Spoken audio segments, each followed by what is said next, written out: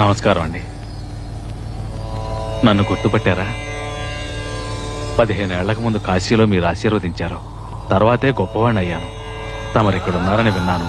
ఓసారి చూసిపోదామని వచ్చాను. ఈ కానుక స్వీకరించండి. ఏమిటిది? దీనివల్ల ఈ జడానికి ఏం ఉపయోగం? సర్వం తెలిసిన మీకు నేను చెప్పాలా? ఈ లోకంలో ధనం లేకుండా జీవించడం కష్టం అండి. ధనం మూలం ఇదం జగత్తు కదా. ఇప్పుడు నీకేం కావాలి? మీ ఆశీర్వాదం వల్ల నా ఆశలు నెరవేరినాయి. కానీ జీవితంలో నాకు మనశ్శాంతి లేదు.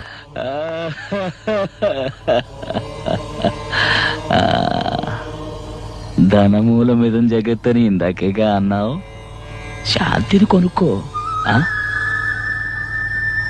ధనమంతా నీ దగ్గరే ఉంటే మనశ్శాంతి ఎలా ఉంటుంది? ఏదో నీకు కావలసినంత ఉంచుకొని మిగిలింది దానం చేస్తే మనశ్శాంతి దక్కుతుంది. డబ్బు దోచుకునేవాడికి ఎప్పుడు మనశ్శాంతి ఉండదు. పుణ్యం దాచుకునేవాడికి ఎప్పుడూ తోడుగా ఉంటుంది. అవును, పుట్టేటప్పుడు ఏం తీసుకురాలేదు, పోయేప్పుడు తీసుకుపోయేది లేదు. ఇక దేనికయ్యా నీది నాదన్న స్వార్థం? అయ్యయ్యో, వెళ్ళు వెళ్ళు.